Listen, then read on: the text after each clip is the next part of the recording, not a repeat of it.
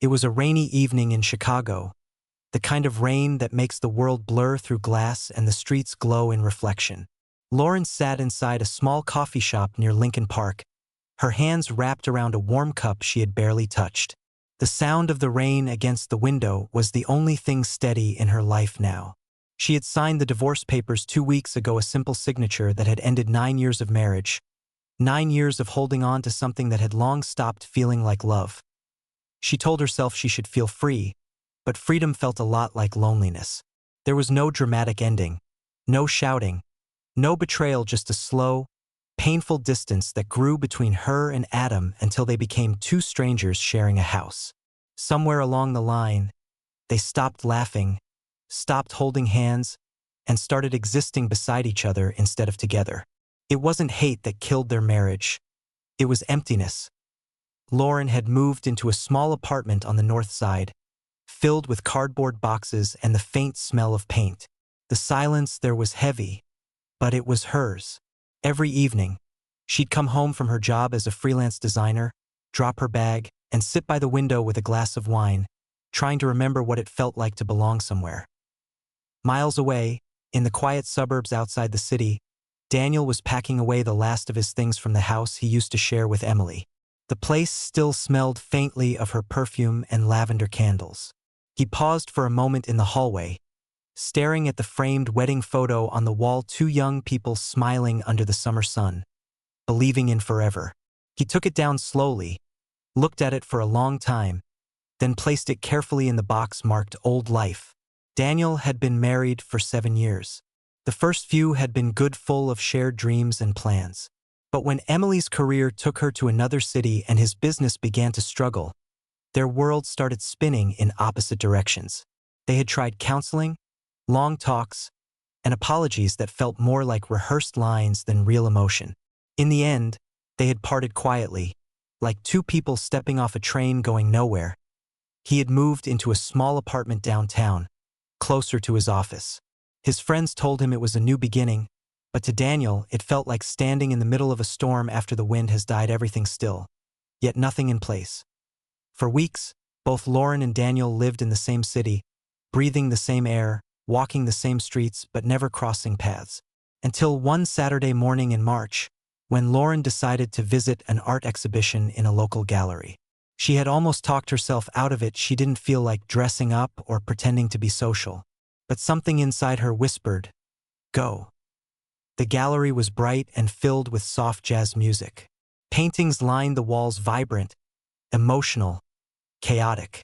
She wandered slowly through the room, stopping at a canvas of a stormy ocean. The colors, deep blues and grays, pulled her in. A small placard read, "The calm," after the artist's name was Daniel Reed. He was standing a few feet away, talking to another visitor. She didn't recognize him, of course, but there was something about the way he spoke, calm, humble, thoughtful, that made her pause. When he turned and their eyes met briefly, he smiled politely. She smiled back before quickly looking away. She didn't know it then, but that small exchange would change everything. Later that day, she found herself in front of the same painting again. Daniel noticed her and walked over. "You like this one?" he asked softly. His voice was warm but quiet, the kind that didn't demand attention but earned it naturally. "I do," she said. "It feels honest." He tilted his head, intrigued. "Honest?" She nodded. "Like it doesn't pretend the storm never happened. It just shows what's left, peaceful, but still scarred." Daniel smiled faintly. "That's exactly what I wanted it to be. The calm after doesn't mean the storm didn't hurt. It just means you survived it." Their eyes met again, and this time, there was recognition. Not of faces, but of pain. They talked for a while about art, about life, about how hard it was to start over. Lauren didn't usually open up to strangers, but something about Daniel made her feel safe. When she mentioned she had been divorced recently, he simply nodded, not with pity, but with understanding. "Me too," he said quietly. "It's strange, isn't it? You lose something, but you also lose who you were with it." She smiled sadly. "Exactly." Before leaving, he asked if she'd like to grab coffee sometime. She hesitated for a moment, then said yes. That coffee turned into 2, then 3. They met often, always in small places, cozy cafes, bookstores, parks. Their conversations were easy but deep. They didn't talk much about their exes. Instead, they talked about everything else: childhood dreams, favorite books, the feeling of rain, and what happiness really meant. Lauren was surprised by how natural it felt. With Daniel, she didn't have to pretend to be okay. She could just be.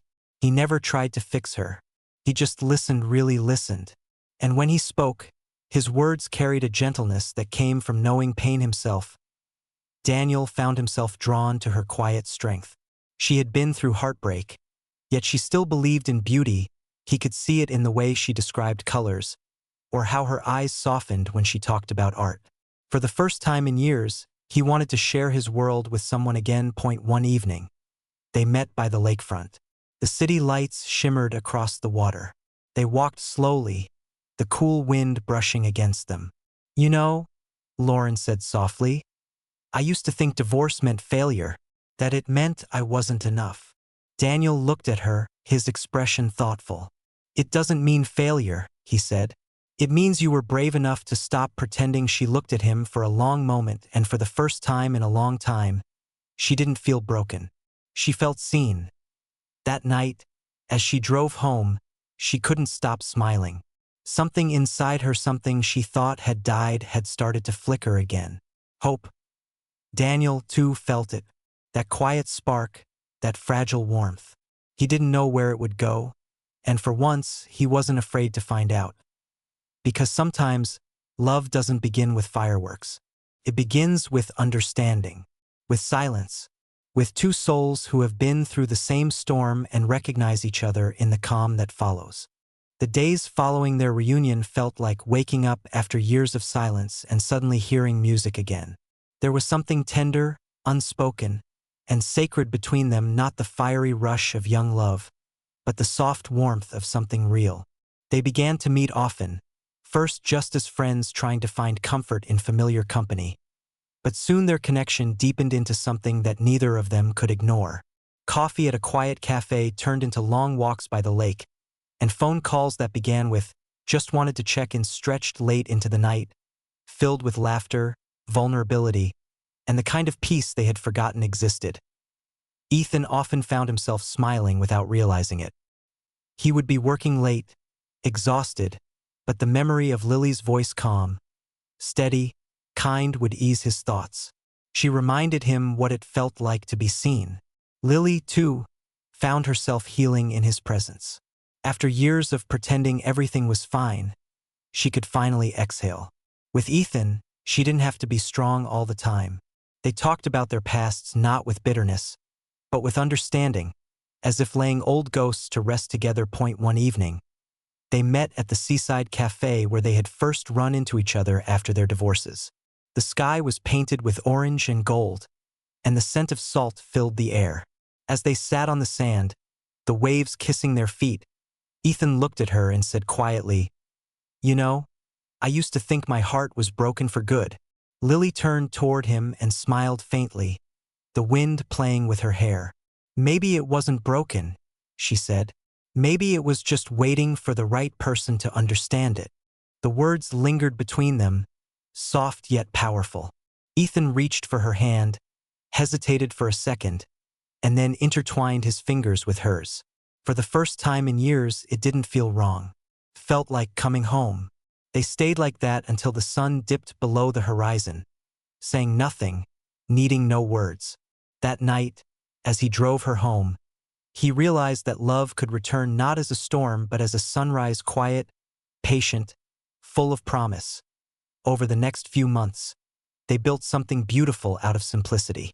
Sunday morning breakfasts became their ritual. They cooked together, spilling flour on the counter, laughing at burnt pancakes, learning to find joy in imperfection. They attended art fairs, shared books, and left each other notes on days they couldn't meet. It wasn't about grand gestures or declarations, it was about consistency, care, and comfort. They knew what it meant to lose love, and that made them treasure it even more. Ethan's friends noticed the change in him. He smiled more, spoke softly, listened better. Lily, too, began to glow again, not because of makeup or compliments, but because peace suited her. She had rediscovered herself in the reflection of someone who truly valued her heart. One day, while they were sitting in a small park watching children play, Ethan looked at her and said, "I wish I had met you before all the hurt." Lily smiled gently. "No," she said, "if we hadn't been through it, we wouldn't have understood this." That answer stayed with him for days. Love built not on perfection, but on understanding, forgiveness, and patience. A year later, on a chilly autumn morning, Ethan took her back to that same beach. The sky was pale blue, the waves gentle. He seemed nervous, his hands trembling slightly.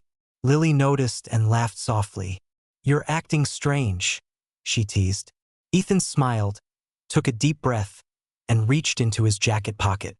"Because I've never been surer of anything," he said, pulling out a small velvet box.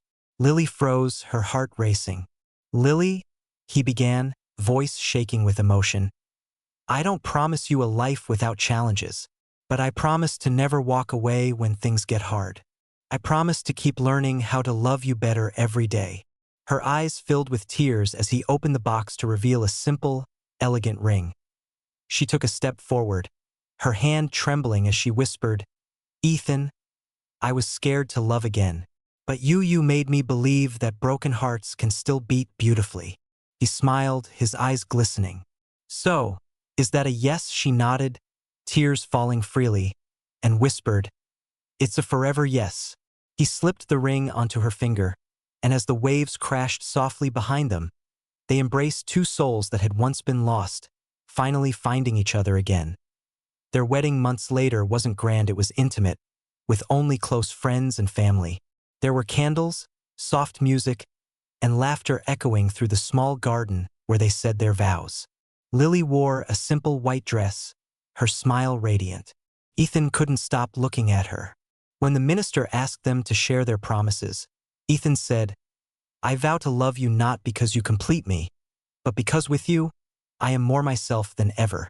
Lily replied, "I vow to love you not for the good days only, but for the days we'll need to rebuild, forgive, and begin again." After the ceremony, as they danced under the soft lights, everyone could see it, not young love, but real love. Love that had survived pain, healed through patience, and blossomed again with hope. Years passed, and they built a life together that was calm yet full. They traveled, adopted a golden retriever, and spent quiet evenings cooking and talking about their day. Sometimes they argued over bills, over who forgot to buy milk, but even in those moments, they held on to respect. Because they knew what losing love felt like, and they would never take it for granted again. One evening, sitting together on their porch, watching the sun set, Ethan turned to Lily and said softly, "You know, I used to think the end of my marriage was the worst day of my life, but it led me to you." She smiled, resting her head on his shoulder. "Sometimes," she whispered, "the most painful endings are just the beginnings we needed." As the evening light faded into a blanket of stars, they sat hand in hand, wrapped in quiet peace, two people who had once been broken, now whole again. Love hadn't just found them, it had healed them. And in that stillness, they knew this time it would last, not because it was perfect, but because it was true.